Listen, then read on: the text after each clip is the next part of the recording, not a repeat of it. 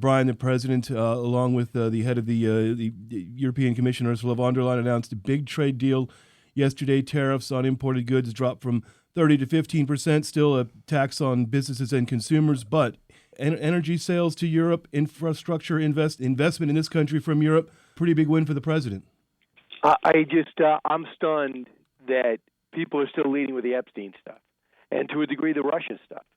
The Russia stuff is happening in real time, and people should not roll their eyes at it. And I originally thought when they came out, I go, is this going to be a retread to say no justice was done, or do they have new information?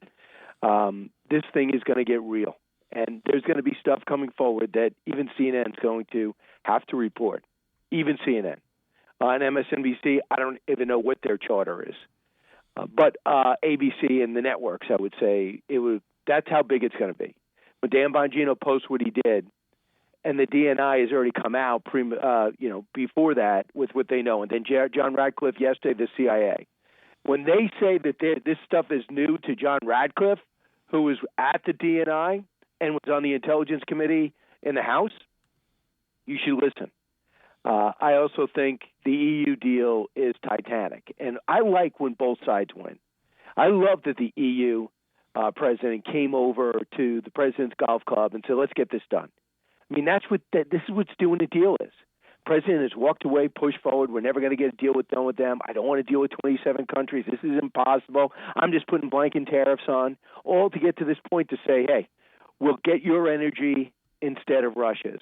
We will start opening up our markets to your cars to a degree, as well as to your beef and to different products.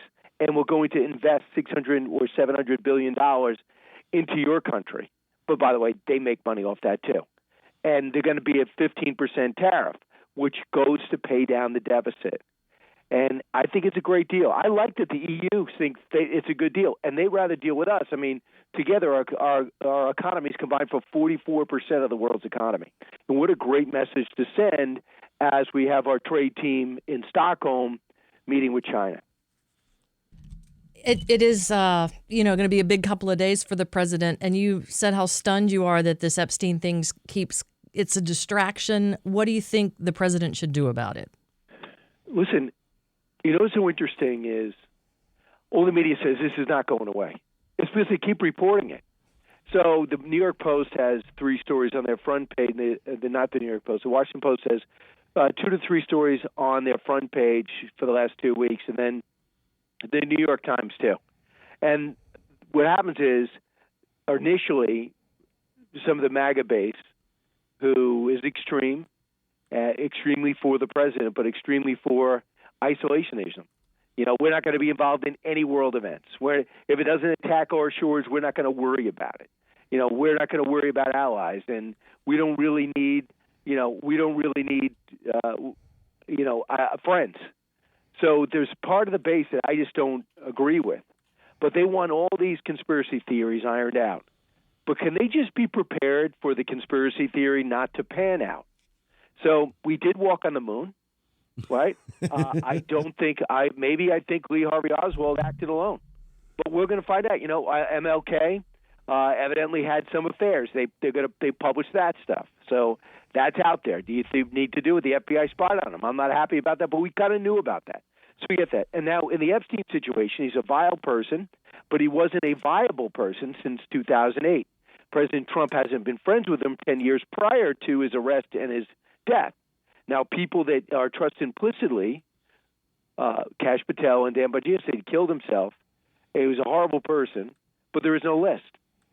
So go ahead. Get Ghislaine Maxwell out. Do you know what she's going to say? Larry Summers was out there, former Treasury Secretary of Clinton and Obama. He was out there a lot. And Bill Clinton, man, we're going to remember all those times. There's no better friend than Bill Clinton. And there's all these great people that we know, or successful people that we know, who have pictures with Epstein, including the current president. And guess why? Because he was running with that crowd, the crowd that wouldn't invite us to parties, but they invited each other to weddings. And he had huge clients. He had great international contacts. And then he had his own plane, and he had a lot of the things that other CEOs and famous people liked. Obviously Prince Andrew, we know about that. Now there's going to be other people on that list who said, hey, Jeffrey Epstein's having a party. You know that rich guy who's got all the rich friends? He's having a party. I'm going to go. The same people that said, hey, Bill Cosby is going to play at Madison Square Garden. I'm going to go watch the best comedian in the world. And I'm going to get a picture with him. And then we're going to find out that he is a despicable person that drugs his dates and goes to jail. And then we're going to find out O.J. Simpson, the most charismatic sportscaster, fantastic athlete, or actor, is a double murderer. But I have pictures with O.J. Simpson prior to his double murder. Am I a terrible person? So that's what Trump looks at this, in my view, and says, yeah, do I really want to drag these other people through it? Ghislaine Maxwell was an accomplice. I don't know if Bill Gates belongs in that column or Bill Clinton. You know, I don't think that if he didn't participate in it, but enjoyed that guy's wealth, you know, if he knew about it, that's one thing. If you need to know that Bill Clinton knew about it, okay. But is this anything I'm saying going to change anybody's life? But your initial question on Europe is going to affect small business, big business, our country's perception, president's legacy. This is happening in real time. Because in April, I was worried. I was worried for the country. I'm not worried about politics. I said, do they have a plan? Can we just admit they had a plan? Can we admit that pushing back those deadlines didn't show panic? It showed an adjustment. And now with Indonesia, Philippines, Vietnam, Japan, and the EU, I think I'm probably missing some, they're coming in big time. And now there's a scramble to get the deals done because it shows the president's looking to lock it down. And I think China is fascinating. And I asked Tom Cotton over the weekend on the Sunday show, I said, Tom, are you okay that we went from confrontation to getting a deal done in deal mode? And he says, I don't know. I have to see what happens. And I got to see about the fulfillment. You got to buy our farm goods this time. You're actually going to really open up your markets to other people. You know, are you going to continue this rampant hacking of our intelligence as well as flooding in fentanyl? So he was skeptical, but maybe their economy is in enough strife that they'll say, okay, I'll do a deal with our enemy. You know, they looked at us as our enemy. We said, don't worry about them. They're a competitor. Remember, Joe Biden, don't worry, we can eat their lunch. And they're just too formidable as a manufacturing base. And now they were so smart to rein in all the rare earth. And now they really have us. We have some things they have, but we can't exist without rare earth. So we're doing massive things, open up 3 mines in 2 weeks, got to get some refineries going, but we could be on track to be in control of our own future, the electronics, the data centers. But we're not there yet. So I'm really looking forward to the results of Stockholm today.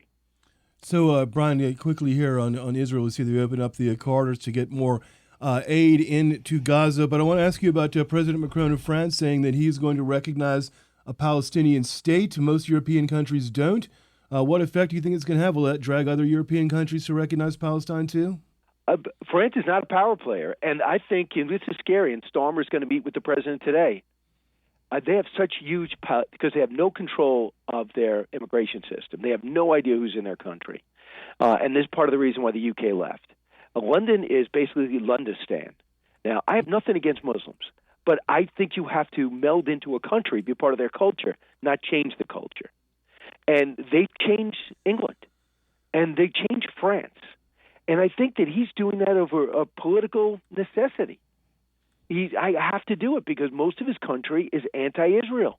And it's not like necessarily the French people, it's the new immigrants that have decided France is their new home to set up mini Pakistan. And and that's what Trump said, not here. It's not going to happen. So I think that. I also think, what is that? What are you talking about, 2 states? If you talk to the Palestinian people, they want 1 state. They want Israel out. You're going to have Mahmoud Abbas in. Mahmoud Abbas is 100 years old. He has been marginalized and paid off. He's a billionaire because he takes all his money to himself. Hamas kicked him out into the West Bank. He has almost no power, never anointed a new generation. So you're going to wheel this guy out and say a 2-state solution? Have you told that to the Palestinians? Because they want 1 state without Israel. That's what Hamas is doing, fighting to the death, causing the starvation of thousands because they'll get food, they're not about the Palestinian people. They're about the end of Israel. They're extremist crazies. So I don't think it means much, but it shows a desperation on France's side to kiss up to their new Muslim population. All right, Brian, thanks for talking with us today. Have a great Thanks, show. Brian. You too, guys. Thank you.